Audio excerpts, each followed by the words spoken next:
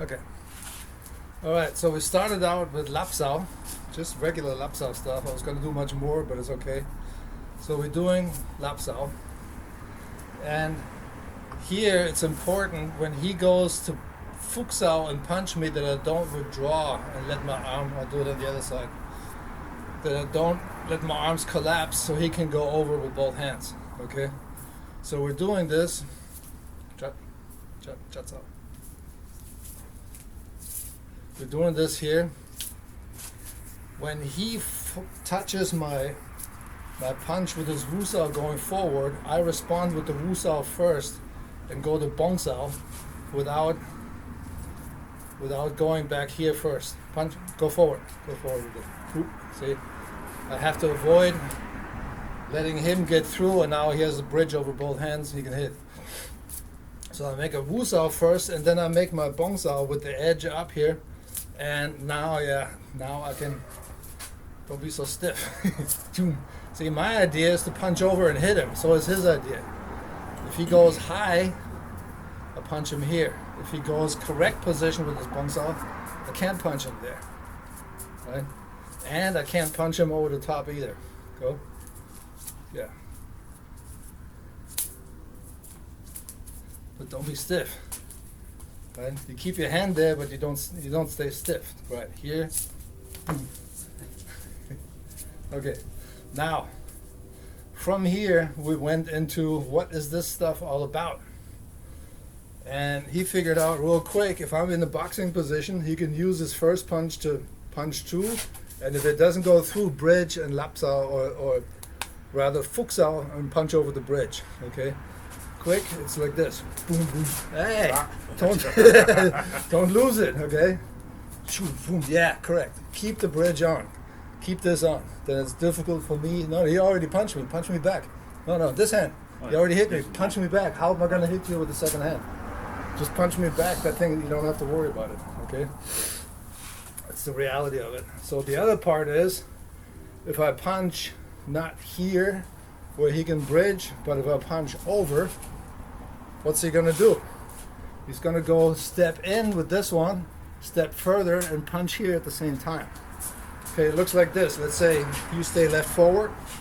Okay, you give me a jab and a cross. Again, slow. He jabs, I go forward here, but I don't leave the other hand behind. Okay, I cannot go here and keep the hand down here. I have to go forward with both hands and attack here at the same time, which goes slow. 1, 2. That way it can work. If I go 1 and he goes 2 and I didn't move yet, that's my problem. Okay.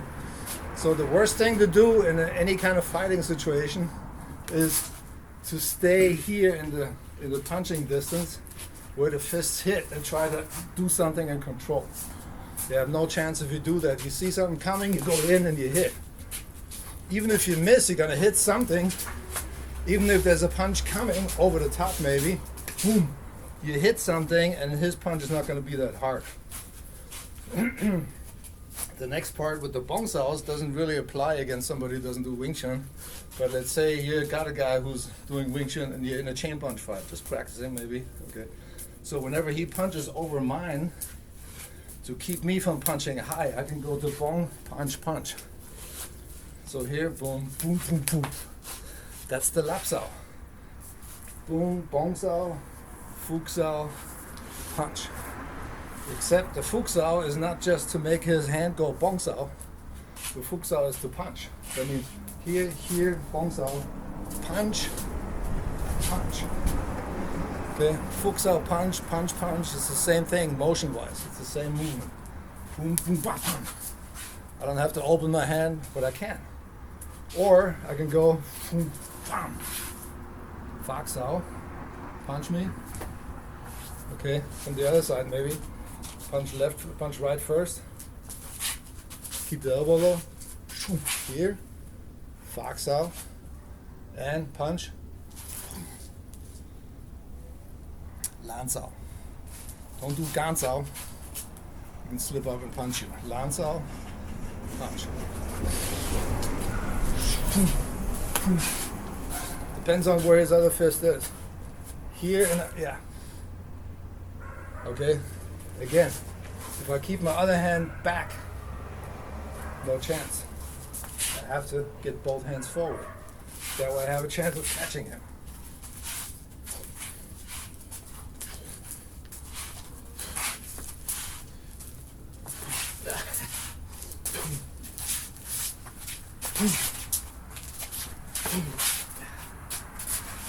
Okay. Now Lap Sau can be done as purely chain punching. He goes punch, I go Bong Sau. I punch. See, instead of doing this, we're simply punching. It's like caveman Lap Sau. Punch, he Bong Saus. I try to punch him, and he catches my second punch with the Bong Sau too. Quick. Try to get through. Yeah. Yeah. That forces me to really, because if I'm trying to go through here and his elbow is not up, I get through. So that forces me when he does that to make a good Bong Sau. Right now my Bong Sau was like this, he got through. Elbow out, wrist too low, or wrist collapse backward, he gets through. This way, he can't get through. Yeah.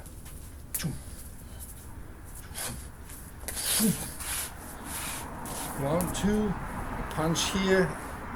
I don't care if he does Bong Sau or not. If I get through, I get through. Keep my elbow slightly low, not totally straight here.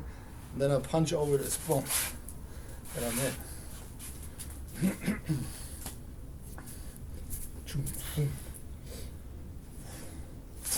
in. That's my goal, okay?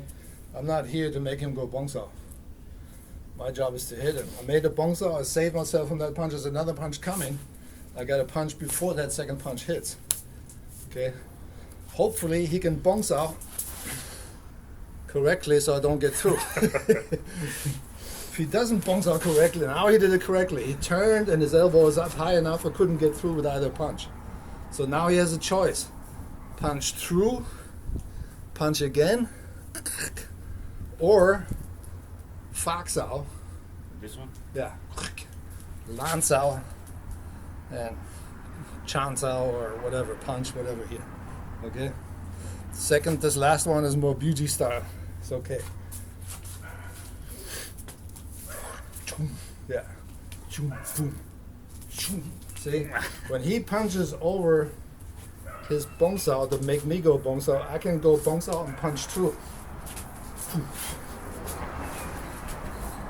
Or I can wait for a second punch and do the traditional route. Boom, boom, boom, boom, boom, boom, boom, boom.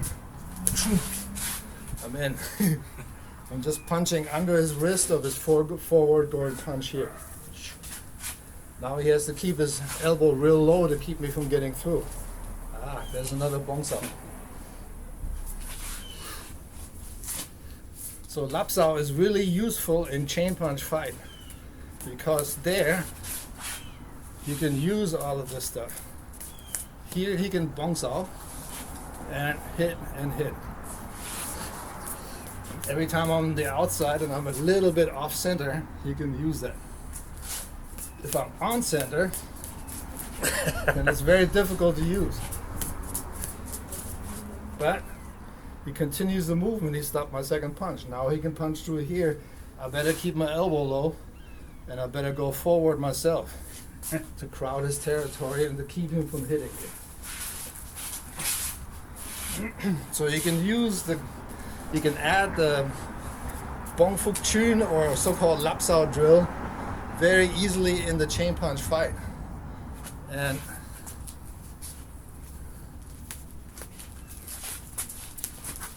there was a Bong Sau. Did you see it? That's it. Okay. That's pretty much what we talked about today. So that's enough material. Practice it, try it, get used to it, and figure out all these little wrinkles or angles or openings and how to exploit them. That's what the normal traditional Lap Sau program teaches you. Here, if he goes over my punch and his elbow is not low enough, I can punch from below. Okay. If his elbow is too wide on his punch, it's very easy for me to give him a back fist.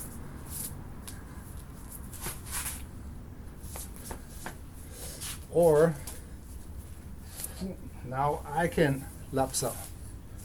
I don't have to wait for him to do this, the traditional drill, but he punches and I Bong Sau and I just punch over it.